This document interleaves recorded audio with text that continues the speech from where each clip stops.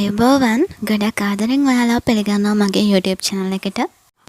ඔයා කෑම කන වීඩියෝ බලන කෙනෙක්ද? එහෙමත් නැත්නම් මේ වගේ mukbang වීඩියෝ කලින් බලලා තියෙනවද? මේ වගේ වීඩියෝ එකක් එකපාරක් හරි බලලා නැත්නම් වැඩක් නැහැ. ඉතින් මේක බලපු ඔයාට මුලින්ම හිතුනේ මොකද්ද? මෙයාලා මේ තරම් කෑම ප්‍රමාණයක් එකපාර කාලා දාන්නේ කොහොමද? මෙච්චර සැරක් කෑම එකපාර මිනිස්සෙක්ට කන්න පුළුවන්ද කියන එක නේද? ඉතින් කොහොමද එහෙම කරන්නේ කියලා දැනගන්න. අපි යමු වීඩියෝ එකට.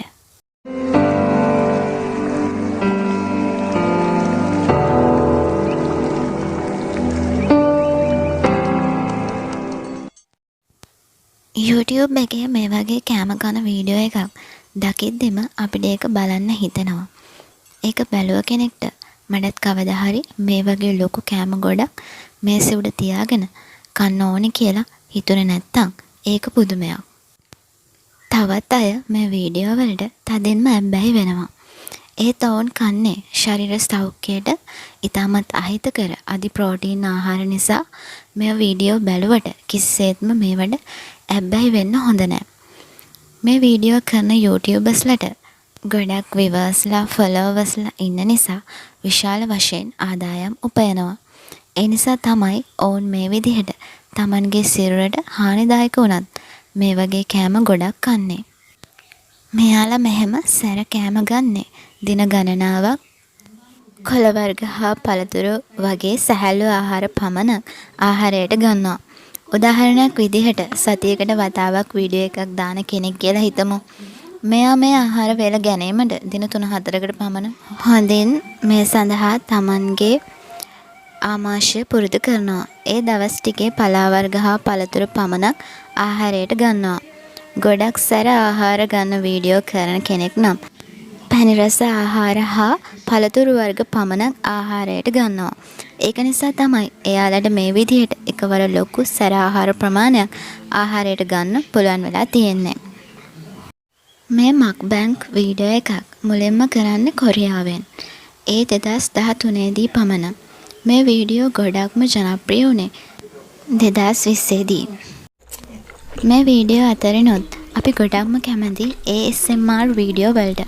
මේ වීඩියෝ වල විශේෂත්වය වෙන්නේ කතා කිරීමෙන් තොර ආහාර ගැනීමේ ශබ්ද හා ඉතා සිත් ඇද ගන්නා සුළු ආකාරයෙන් මේ ආහාර පිළිගන්වා ඇති ආකාරයයි.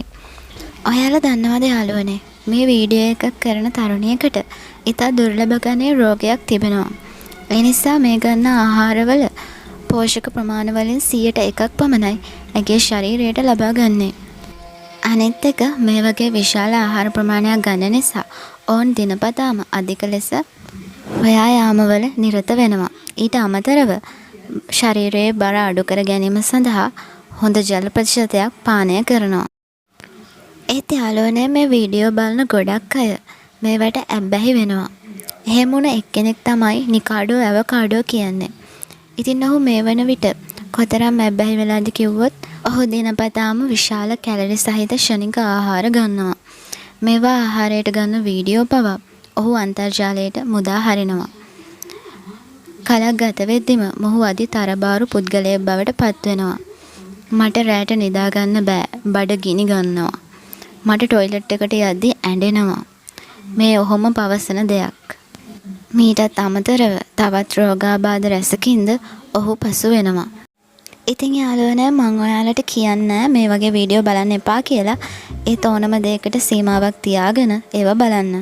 මුදලට වඩා Tamanගේ නිරෝගීකම තමයි අපේ එකම ලාභය වෙන්නේ කියලා වගේම අන් සියල්ලටම වඩා Tamanගේ ජීවිතේ වටින බවත් මතක තියාගෙන මේ වීඩියෝ බලන්න කියලා මම ඔයාලගෙන් ඉල්ලනවා. ඒ වගේම ඔයා මේ වීඩියෝ එකට කැමති නම් ලයික් කරන්න, කමෙන්ට් කරන්න, ෂෙයා කරන්න මතක ඇතුව මාව සබ්ස්ක්‍රයිබ් කරලා තියාගන්න මේ වගේ වටින වීඩියෝ එකක් ආයෙමත් බලන්න. තවත් මේ වගේ වීඩියෝ එකකින් ඉක්මනටම හමු වෙමු.